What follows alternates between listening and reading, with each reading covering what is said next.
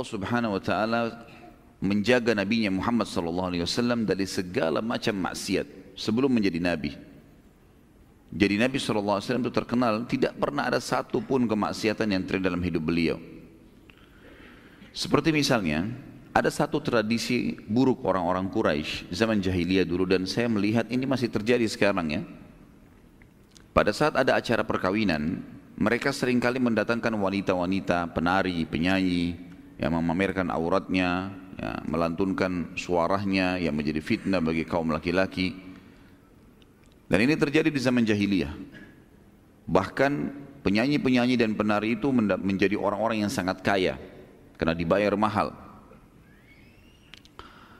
Nabi SAW waktu lagi mengembala kambing, dan beliau dari kecil tidak pernah ikutin acara seperti ini, sempat teman-temannya datang dan menceritakan, "Hai Muhammad,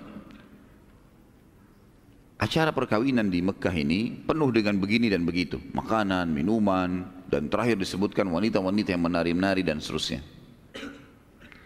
Kemudian Nabi SAW mengatakan, "Saya tidak pernah tahu itu dalam kehidupan saya, tapi saya coba ingin mengetahui bagaimana keadaannya." Ini belum sebelum jadi Nabi ya.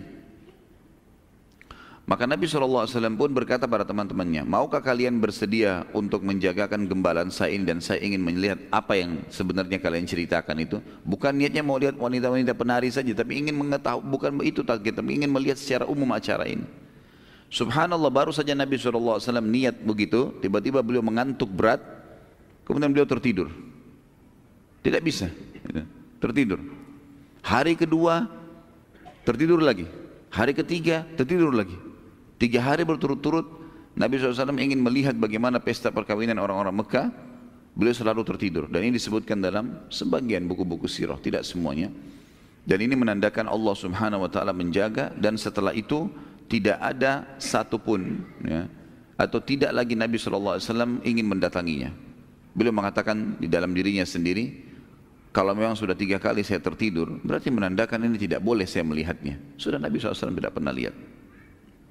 Di antara hal yang lain teman-teman sekalian, tradisi jahiliyah, Amr bin Luhai yang dulu saya pernah sebutkan, dia mendatangkan patung di Mekah yang menerapkan beragam macam peraturan. Ada salah satu peraturan yang kita tidak bisa juga bahasakan itu unik ya, tapi buruk ya.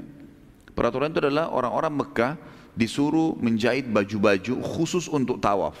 Khusus untuk tawaf. Dan nanti berkembang, siapapun yang masuk ke Mekah disuruh untuk membeli dan memakai baju hasil buatan masyarakat Mekah. Karena peraturan ini, berkembanglah sebuah ide lagi, kalau seandainya orang-orang yang tidak mampu beli baju dari orang Mekah, maka tawafnya telanjang. Tawafnya telanjang, gitu kan? Sampai juga masalah di Mekah mereka menjadi hal yang biasa sekali telanjang, karena di Ka'bah saja mereka bisa tawaf sambil telanjang, apalagi kalau di luar kota atau di luar Ka'bah, di dalam kota Mekah itu sendiri. Baginda Nabi SAW tidak pernah melakukan tawaf di saat lagi ada orang-orang yang seperti ini. Dari zaman beliau sebelum dinobatkan menjadi Nabi, beliau tidak pernah secara khusus melakukan perbuatan-perbuatan tersebut, dan ini disebutkan oleh para ahli sejarah. Dan perlu teman-teman tahu, tawaf telanjang di Mekah ini terjadi sampai tahun 9 Hijriah. Sampai Nabi SAW membebaskan kota Mekah, barulah beliau mengutus Abu Bakar setelah penaklukan kota Mekah, bahwasanya tidak boleh lagi ada patung di Mekah, dihancurkan di Mekah, seluruh Mekah terutama dekat Ka'bah. Setelah Nabi SAW hancurkan 360 sekian patung, kemudian juga tidak boleh lagi ada yang tawaf telanjang di sana. Dan Nabi SAW sama sekali tidak pernah menyaksikan hal tersebut. Sampai tradisi kaum laki-laki di Mekah dulu teman-teman sekalian, kalau pakai baju itu menggunakan izar tanpa rida. Izar itu maksudnya bagian bawah, kayak kita sarung atau celana. Dan bagian atas mereka tidak pakai baju biasanya. Artinya kebanyakan tradisi orang seperti itu. Kalaupun ada orang yang kaya raya punya kelebihan, baru dia menggunakan baju bagian atasnya gitu. Salah satu tradisi mereka adalah kalau mereka saling gotong royong mengangkat barang, batu misalnya, mau gotong royong untuk membangun sebuah tempat, maka supaya pundaknya enggak luka, mereka mencabut izarnya, sarung bagian bawahnya, itu sampai auratnya kelihatan, kemudian meletakkan di punggung untuk meletakkan batu, dan mereka tidak menganggap itu aib. Di dalam sebuah athar disebutkan, pada saat Nabi SAW mau mengangkat batu membantu sebagian keluarganya yang sedang membangun, maka orang-orang pada mengangkat batu-batu besar, dan Nabi SAW ikut partisipasi mengangkat batu besar itu. Kemudian tiba-tiba saja pamannya datang mengatakan, hai Muhammad. Salah satu pamannya, tidak disebutkan namanya dalam riwayat ini, tapi dikatakan salah satu pamannya mengatakan, hai Muhammad. Kalau tidak salah namanya Zubair di sini. Ya, salah satu paman Nabi SAW mengatakan bahwasanya, hai Muhammad, tidakkah kau buka izarmu dan kau letakkan di punggungmu agar punggungmu tidak luka? Maka Nabi SAW mengatakan, saya tidak melakukannya. Beliau pun mengangkat batu tersebut, meletakkan. Kemudian sebagian orang melakukan itu, maka Nabi SAW meninggalkannya. Nabi SAW meninggalkannya.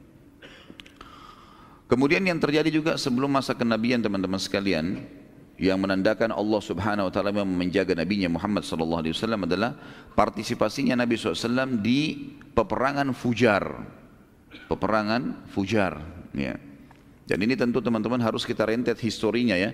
Dari zaman beliau masih kecil, bagaimana beliau hidup yatim, kemudian bagaimana beliau belajar kepemimpinan setelah dibina atau dididik oleh kakeknya Abdul Muttalib selama 2 tahun dari 6 tahun. Karena ibunya meninggal pada saat beliau SAW berumur 6 tahun.